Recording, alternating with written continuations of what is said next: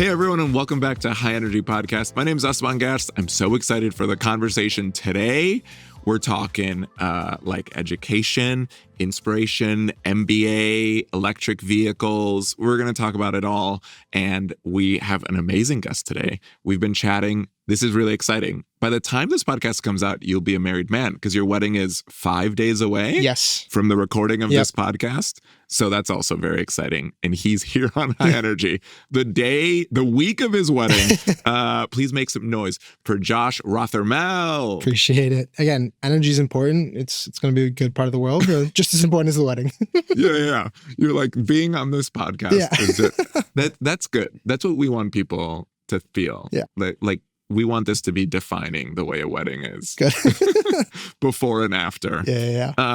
That's so great. I'm so happy you're here.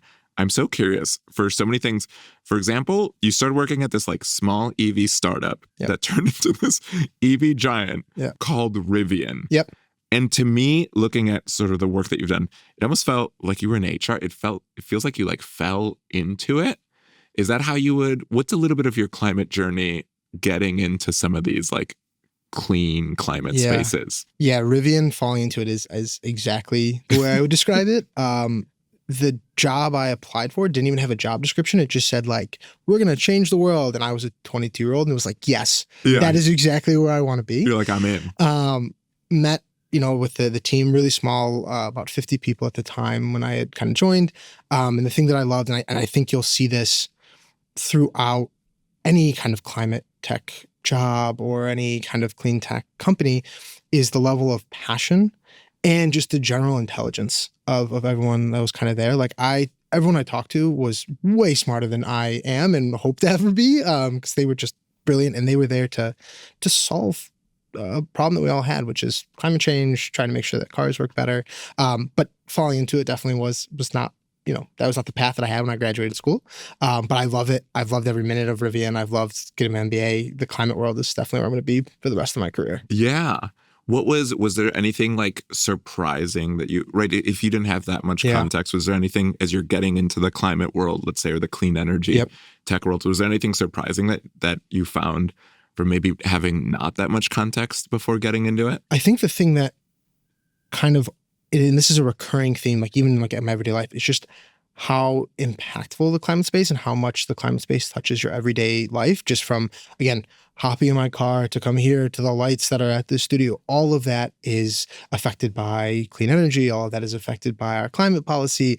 That was kind of the eye-opening moment at Rivian of like, oh, this touches everything that I do in my life, especially things that I take really for granted, and just how impactful the space can and is going to be. That's really interesting thought that you're like, everything around us is climate. Yeah. I mean, like the one thing that always comes to mind, especially because I'm starting to go into the grid, is like, if you look at lights, the lights that we have now, and it sounds super boring, like if these lights were not to turn on, you would be super annoyed because you're like, this is just something that should happen. I flick a switch, light turns on, not knowing that it's coming through miles and miles of cable, miles and miles of, just infrastructure and the amount of energy that's been used to just create these lights. The coolness of clean tech cannot be understated just because of how much it affects your everyday life. And we just take it for granted. And that's what I really want to do, is help people take that second look and like say, hey, this is all around us. Yeah.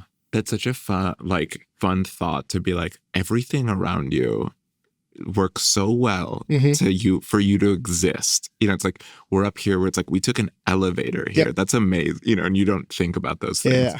Or even like, if Wi-Fi goes out for a second, I'm like, give me this invisible signal that gives me all of human knowledge. Yep. And it's slow? Yeah. How dare it? This took 15 seconds instead of the normal 5. I cannot stand this. I need to switch my provider right now. Yeah. That's so great. You were at Rivian you were in the HR role. Yep. Yeah? Yeah. Started as a recruiter. Knew nothing about recruiting, which is also kind of the fall in. They took a chance on me.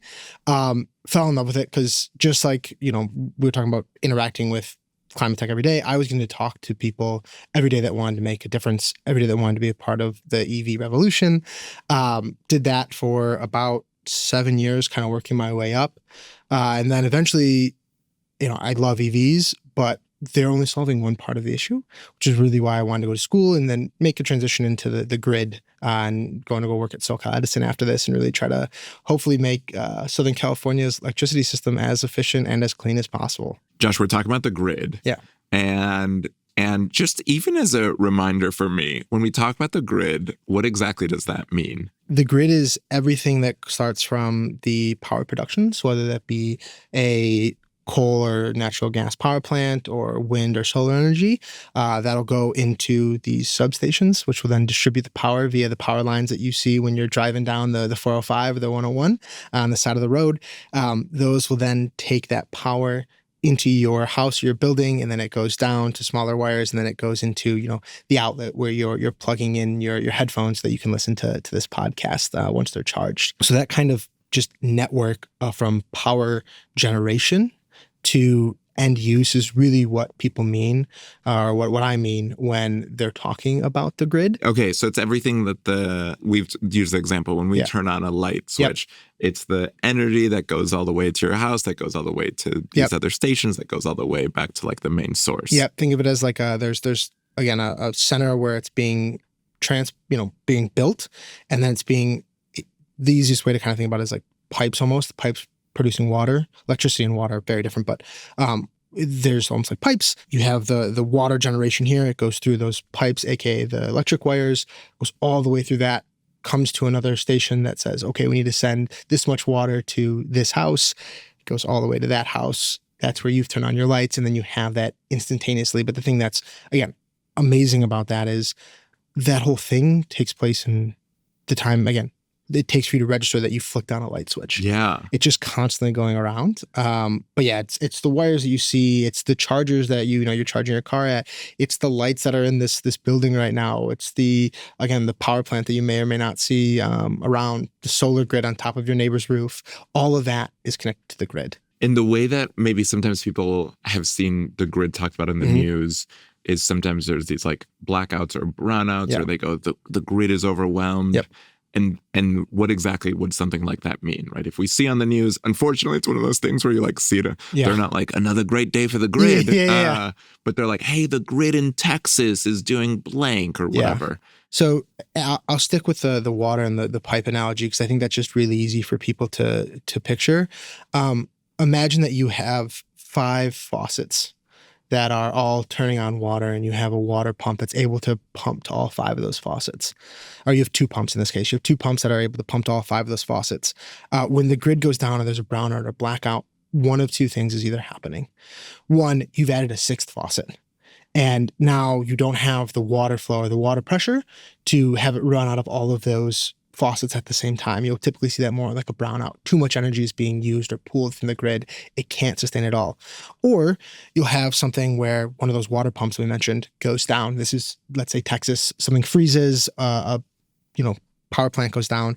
Well, now there's only half the water, in this case electricity, being supplied, so it can't go to all of those places. And the grid is, and again, this is where I would need a more technical expert, but it's a really delicate balancing of how much power is being used on it at one time. And if you break that connection or the connection is not strong enough, you and I end up losing power. Yeah. So that's the best way I can kind of think of what a brownout or a blackout is. Just imagine that your water pressure of electricity is not getting to you in the best way because either a pipe's broken, a pump is down, or there's too many faucets trying to pull water all at the same time. An example might be, let's say, like during a hot day, everyone's blasting their air conditioning. Los Angeles is used to a certain percentage of people turning on air conditioning, and then all of a sudden it's like, oh my gosh, everyone. Yeah. And that would be an example. That'd be like the faucets turning on. Yeah. We've now just added 50 faucets. We're only ready. We can do 25.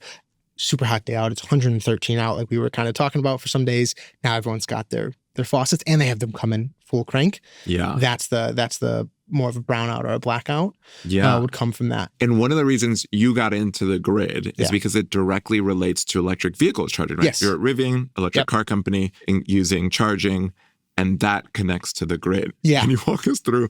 You like connected the dots backwards. Yeah. You're like, wait a minute, this works with this. It actually came from a discussion with an engineer that I had in the charging team. And he was complaining because he's like, we wanted to put a charger into a very populated area like LA. He says, we can't, there's not enough power for us to pool. So if we place this charger, we affect every business around us because we can't, the energy is just, there's not enough. Or we have to put in all new wires. It's way too expensive. So my thinking then went kind of back like, okay, it doesn't matter how many chargers we have. If all of those chargers don't have power, then EVs can never get off the ground. Just like if there's not enough gas stations, ICE cars would never be able to get off the ground. So I wanted to go a step back and I said, okay, let's talk about wires. It's like, well, wires isn't a big enough issue in my mind. What is like in charge of those wires? How do we go and tackle every wire, not just the wires going to chargers? And that's where Southern California Edison and the grid really came into effect of like, oh, this isn't just affecting chargers either. This is affecting everything from, again, the lights, data centers, again, you name it. America runs on electricity, and the grid is its veins, and that's the lifeblood for all intents and purposes. So that's kind of how I worked my way back of like, oh, doesn't matter how much could we do with EVs if we don't have a system like the grid to support it and support it for its scaling and growth. That's a really good exercise to like ask, but why? Yeah. I feel like kids rock at this. Yeah. Right? They're back, but why? And they're like, well, the charger connects to the grid. But why? Well, the grid, like, why is that not that green? Well, the grid is partly this and partly clean energy. But why? And you're like, well, it could be more clean energy. Why can't it be more? That's a great question. And you're like, yeah. And I think everyone, you should kind of ask yourself that in daily life if you can, of just like, well, why is this? Yeah. And following those like breadcrumbs back. And it always leads back to the grid. Yeah. The grid's at the end of the rainbow. Always there. And overall, I mean, the trends for the grid are modernizing, right? Like are getting greener. Right? Yeah. Like if we're telling the story of the grid, it's kind of moving in that direction. Yeah. The grid story now is it's getting greener. It's hopefully going to get cheaper. It's going to get more modernized. Cheaper, I mean, in terms of for you and I, because we're able to, solar is becoming the cheapest form of energy out there. It's going more modernized so that it can carry more power, safer. It's getting smarter. So let's say that there's, a windstorm or something like that on, they know they can lower power. So they're starting to really use some really cool technology to say, hey, rather than, let's say there's a big windstorm again, rather than shutting off all the power to eventually prevent something bad going on, we can just shut off that one line. So that means that you and I aren't disrupted in our daily lives. So the three words I'll use is like, it's getting cleaner, it's getting more modern, and it's getting smarter. Those are the three things that like the grid is coming into. And that, I think that train will just keep getting better and better. Josh, in that last answer, you mentioned an ICE car. Yeah. That's not like a frozen car. No. Right. Can you tell us what an ICE car is? Yeah. An ICE car stands for internal combustion engine. So that's what you and most of the people probably in the world grew up first learning to drive. That's where you put gas in. It basically makes dinosaur juice explosions, and that powers pistons, and that spins the wheels. So it's a gas-powered car. Yeah. Internal combustion engine. Yeah, internal combustion engine. Great. Yeah. And then the like electric vehicle would be the term for an electric vehicle, I guess. EV, and then the other one would be you'll see as hybrid, which is actually super cool. Hats off to the engineers that got this to work, but it's part internal combustion engine vehicle, part battery or EV. So a little bit of the best of both worlds. For those of you that have range anxiety, you can still have that gas fill up that you want if you want to go, but you also, in places like LA where you're not going above 30, you're still on that battery power most of the time. Awesome. Yeah. Thanks for clarifying. You are inches away or just finished your MBA? Just finished. Yeah. Just finished. Yeah. What was the decision? You explained it a little bit, but can you share a little bit more detail of like being at Rivian and then you wanted to get more education? Yeah. I think the really big driving factor is the amount of impact that you could make. I think the MBA was a great pivot point. EVs are fantastic, but they're only solving one part of the problem. And a larger problem, in my opinion, is the fact that we're sitting on an energy grid that was designed 75 years ago, that is powering those EVs right now. But if the grid is not up to date, then it doesn't matter any of the data centers that we build, any of the electric vehicles we put on the road, because it'll fail at that kind of starting point. So that really became the kind of want to continue the mission of doing good in the world, but at a level that impacted everyday life just a little bit more, and kind of helped Rivian in the long run too, by making sure that there was enough power for them to charge their cars. So this was largely, you like took a step back and were like, the grid. Yep. I want to learn more about the grid. Yep. And then went to UCLA. Yep, which is a great program. That's so incredible that you were like, this is the thing I want to learn more. When you went to like the UCLA school, did you go into school with that intention? Like, were you like, hey, this is the thing I want to learn. Do you offer learnings in this? Yeah, great question. Because I think there's like, if you look at business schools, they vary widely on like what their focus is. The East Coast schools a little bit more finance focused. Midwest is a little bit more like heavy industry. West Coast, we're really, really lucky that they do have that focus on climate. And UCLA in particular has two things that really, really stood out to me. One is the Center for Impact, which like shout out to everyone that works for the Center of Impact at UCLA. They do great work in the local community. They do like a annual consulting where they just give businesses that are in the nonprofit space, the ability to have MBA students help them with their businesses. That was the big kind of thing, like, hey, they're focused on doing good. And second, they have a really, really great tech and kind of environmental professorship with a guy named Terry Kramer. And then Maggie Delmas are both really focused. And that kind of sold the deal of like, Southern California is, in my opinion, the best energy kind of market and like clean tech space that I think you can be in right now. And UCLA is super connected in with great professors and great centers to, kind of bring it all together and get a great foundational learning. Yeah. I feel like something cool, even being part of the environment, would be meeting a bunch of like-minded people that are also driven by that. Yeah. Did you find that? Yeah. So I was the president of what we call the Energy and Cleantech Association, which is exactly that. It's a bunch of business school students who came together and said like, hey, the environment is super important. How do we make sure that we're able to protect the environment? This is the Energy and Cleantech Association. Yeah. ECA, Energy and Cleantech Association. It's an awesome, awesome program. Has some great like-minded students. Every year they host the Energy and Innovation Conference, which for, if you're looking for like-minded individuals, highly, highly recommend it. We had over 300 participants this year, mainly industry professionals from around LA and Southern California, with the theme of really just sustainable cities was our theme. In particular, with the wake of the wildfires, it became even more of a, kind of hit home message. Yeah. But speakers from all over the country, and you're just talking with people who are so not only intelligent, but again, just passionate about the space and kind of have that insane optimism you need to make a change, I think, in something as large as like the climate or the grid. When things feel like especially difficult, how do you find that optimism? No, I guess surprise that like in recent times too, it might be a little bit harder to feel that optimism, particularly with cuts to the energy and energy infrastructure that's being done. The biggest area, and I think this is just good career advice for anyone, is finding that group of like-minded people. Especially if you're here in LA, check out Carbonauts. They are a fantastic group. They do mixers, I think like once a month. They're usually either free or really low cost, but it's just a place for individuals to come talk, learn more about the space, network.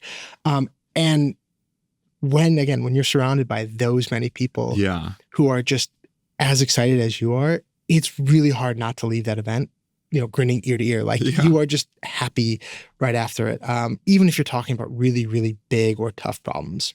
Leaning in the power of your community. Yeah. That's so especially amazing. Here in Southern California. It's a great community. Speaking of Southern California, you're now joining Southern California Edison. Yep. The prophecy's fulfilled. You're working on the grid. Yep. Tell me about taking that position. That feels to me, I'm like, you did it. You went in with a strategy. And now you're actually doing that. That's like a beautiful. I'm like, you did it. You went on the quest. It definitely felt like a little bit of a crescendo in terms of like where we're going. Honestly, like SoCal Edison, I'm glad to hear that you're excited about it too. Because it's one of the things that when I tell people that, they're like, oh, like, utilities. Okay, you went from a fast-paced startup to this 115-year-old company. And I think what's really exciting is that like these large companies are a lot of what are going to make the change. And SoCal Edison in particular is super focused on both making the grid better, upgrading, their wiring, their transmission, all that, but also being involved in local communities. It's been, again, I start actually the day after I get back from my honeymoon. So I start in 2 weeks, busy month coming up, but they've been fantastic throughout the entire way. And like, I'm really excited to learn from them. And SoCal Edison, again, to give you why Southern California, I think, is the best place to be. They are miles ahead, I think, of a lot of other utilities when it comes to clean energy, when it comes to really, getting prepared for the future and what producing power is going to look like in 5, 10, 15 years. Okay, you've been on like the recruiting side. If someone's listening to this and they want a career in clean energy, what are thoughts or advice you would give? The two that come to mind kind of like right off the top is first, be able to talk about why this is exciting to you. The energy clean tech space is really a mission-driven community. People are in this because they want to do good or they find it really, really exciting. So being able to relate and explain your story, you have a leg up on most of the competition at that point.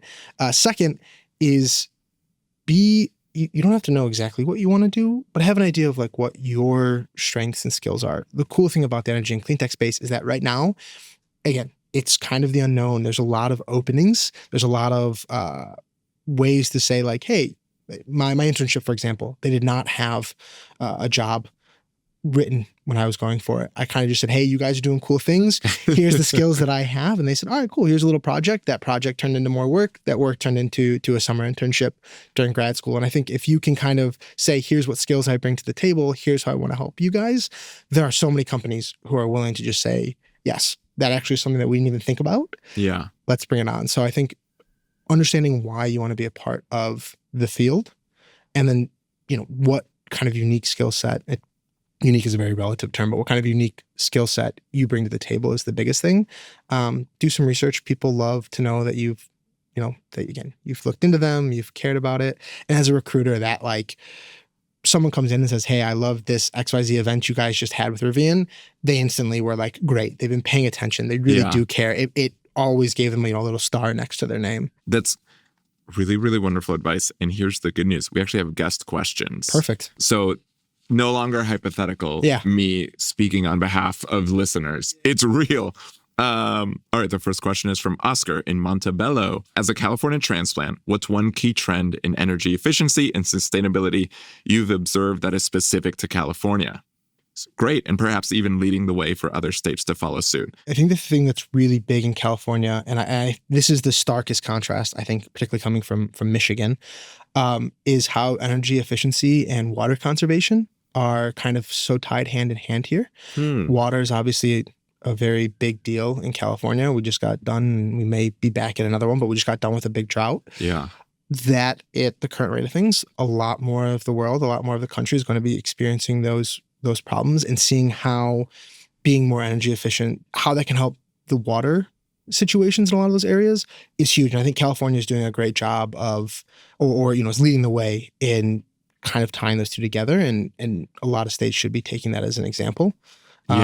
Even states like Michigan, where you're surrounded by all the fresh water in the world, it's going to be a very, very big thing coming up the next, 10 to 15 years. Yeah. It's a really interesting thought of tying energy. I mean, the way as it should, everything's connected, but energy to some of these natural disasters, natural phenomenons that are happening, that are accelerating. So being like, oh, it's going to be hotter. That means more air conditioning. I think of that with all the blackouts and everything. Something I feel like you also talked about for Oscar, who asked the question, is that like the community in Southern California.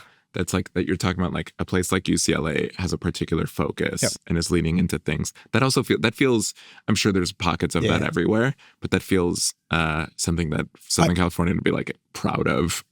I would say like the average Southern Californian has a much, much better understanding than some of the other places that I've lived.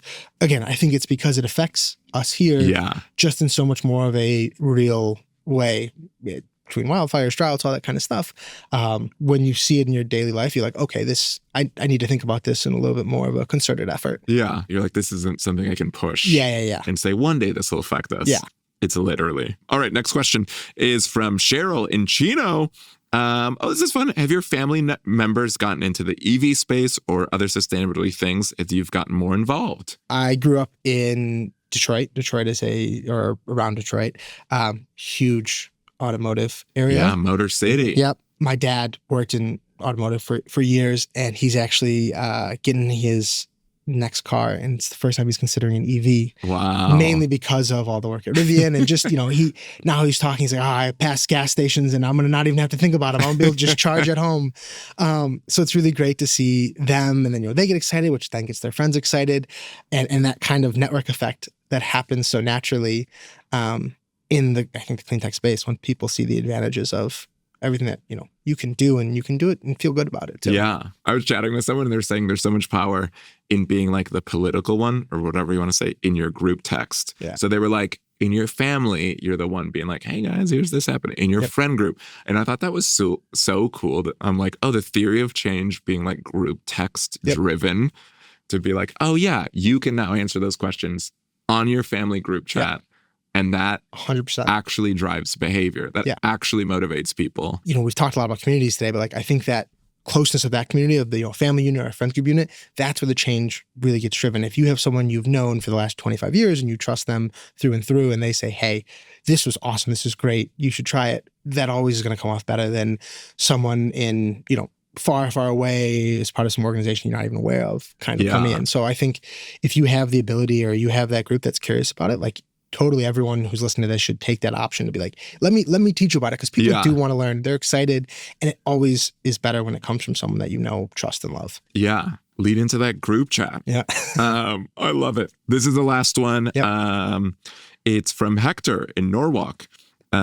Is there a clean energy trend that people aren't talking about, but you think would be great for Southern California? I'm probably going to be a little biased because it's the industry that I'm going into. No, please. But I really think it has to do with the amount of the transmission capabilities of the grid. So basically, they've done a bunch of studies, and we need to basically be replacing or building new transmission systems about 4% a year. We're currently doing it at about 1.5% to 2% a year. So it doesn't take too much to realize that the curve starts to get wider and wider. But again, because electricity is something that everyone just takes for granted, and it's always just worked. It's just worked since the day most of us have been born. They don't think about how that power gets there. And so I think, a lot of that legislation is at the federal or at the state level of trying to get more funding to get it, build out more, or to raise rates to build out more. No one likes when rates are raised. So that's why I tend to lead towards the state and federal, but trying to learn more about how that's going to affect you, especially with all of, again, the data centers that are coming online, new houses being built, more ACs being used. There is going to be a trend where either some type of distributed power, so you're not on the grid, or an upgrade to the grid system is going to need to happen in the not so distant future. Otherwise, we'll be experiencing things like brownouts. We'll be experiencing times where we have to limit the amount of power.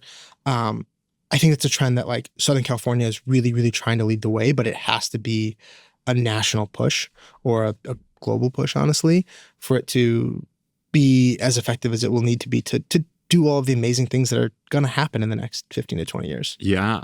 Josh, thank you so much for being part of this podcast. Thank you for listening, our wonderful, wonderful listeners and viewers. Please send in questions. We love questions. You can send them to highenergypodcast@socalren.org. Also, everything we talked about and some of the questions and all those things, like all those resources will be in the comments, and we'll link them everywhere. So check out the resources. They're a great starting off point, especially if you're looking for a career in clean tech. And if you enjoyed today's episode, please subscribe, leave a review, tell your friends and family, maybe in that group chat, throw it in the group chat activism. Here we go.